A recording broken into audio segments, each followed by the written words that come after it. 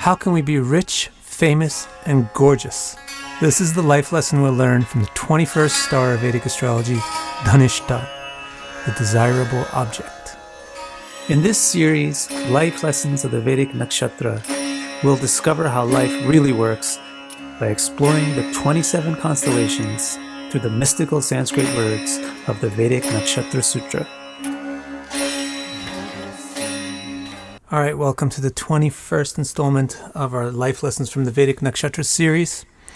If you've been following along with these, you already know what these are all about, but in case you're just joining us, this is where we take the wisdom of the Vedas, which is an incredibly deep wisdom, and we get it through the lens of astrology, through the stars of the Vedic sky, coming to us through a part of the Vedas called Taittiriya Brahmana, which has a section in it called the Nakshatra Sutra, the codes about the stars.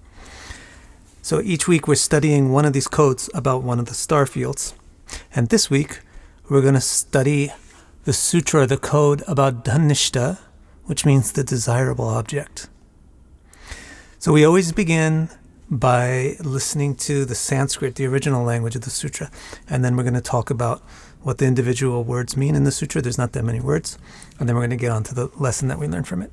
So let's start with the Sanskrit.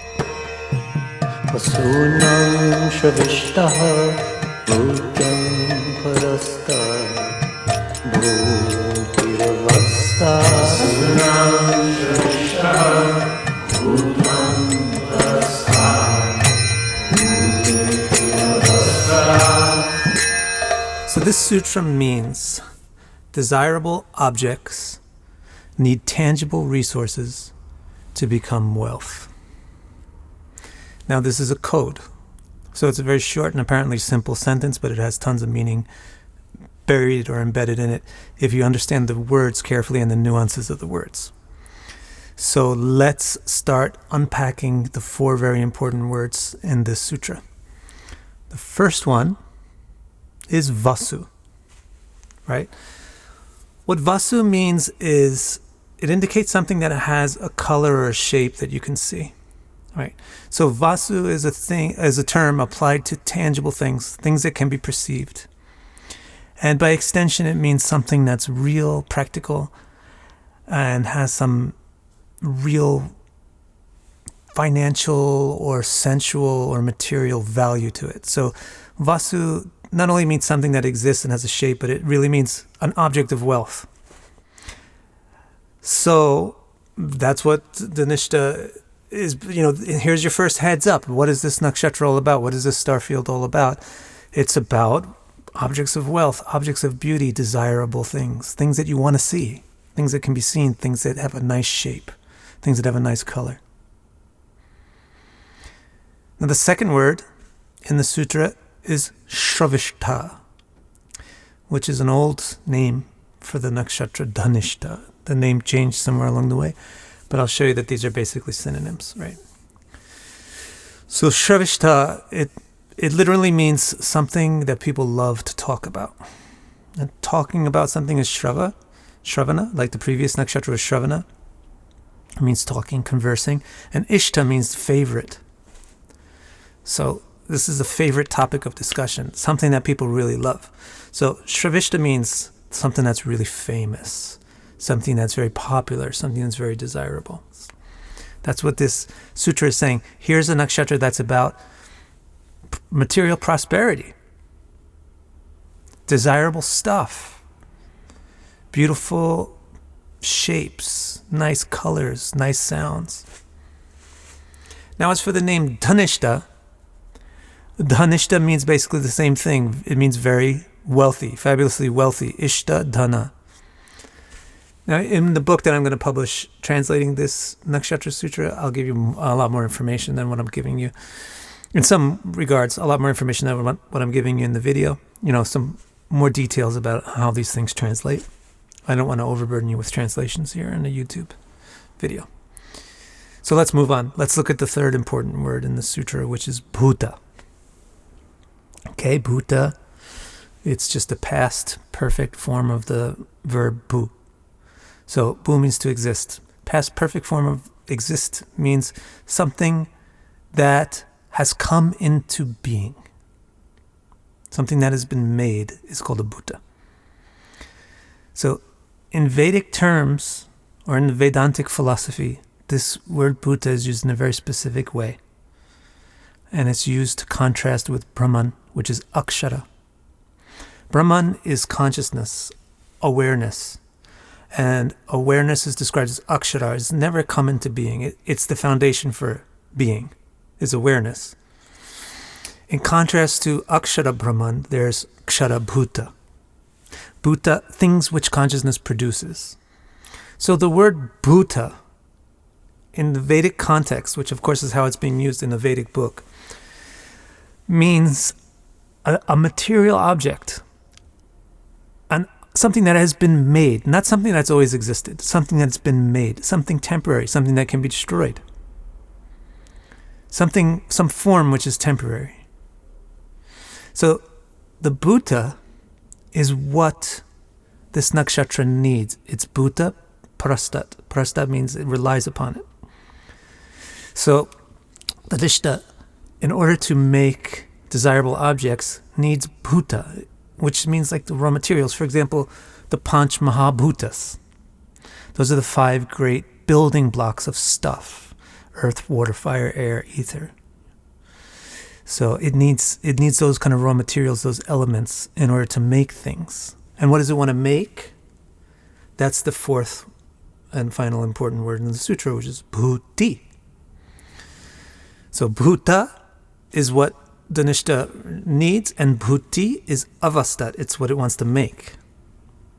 And bhuti means existing. So that implies living, growing, prospering, producing. And so the word is used to mean something that's thriving, alive, prosperous, wealthy, powerful, has vitality. Okay? So in summary, what the sutra is telling you is Dhanishtha Nakshatra, it wants to produce desirable objects. Now that means money, but it means other objects of beauty as well. It wants to produce beautiful things. It includes money, tangible, material, good stuff. That's what Dhanishtha wants to create.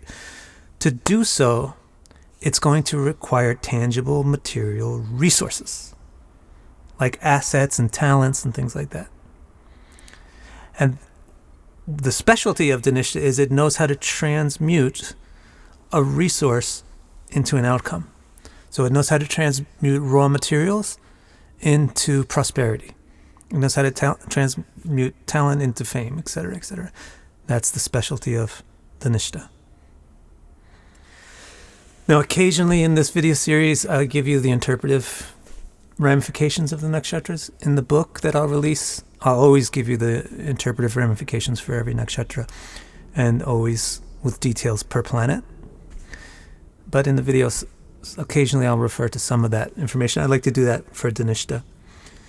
So what you should know about Dhanishtha is, where do you want it? When do you want Dhanishtha nakshatra?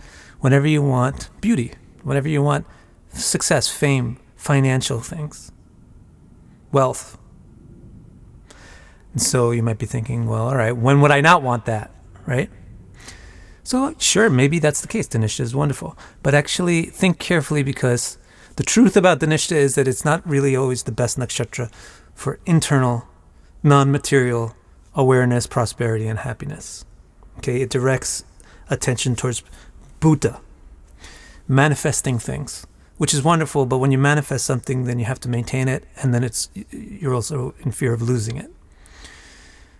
So Dhanishtha nakshatra is not really the greatest nakshatra for inner spiritual peace and happiness, but it's a wonderful nakshatra for being gorgeous, successful, famous, wealthy, etc. Now, let's talk about the life lesson that the sutra teaches us, which is the whole point of the video, right? So, in the beginning, the life lesson was posed: how can we be rich, famous, and gorgeous, right? This is the life lesson we're going to learn from the 21st star of Vedic Astrology, Dhanishta, the desirable object. So, how can we?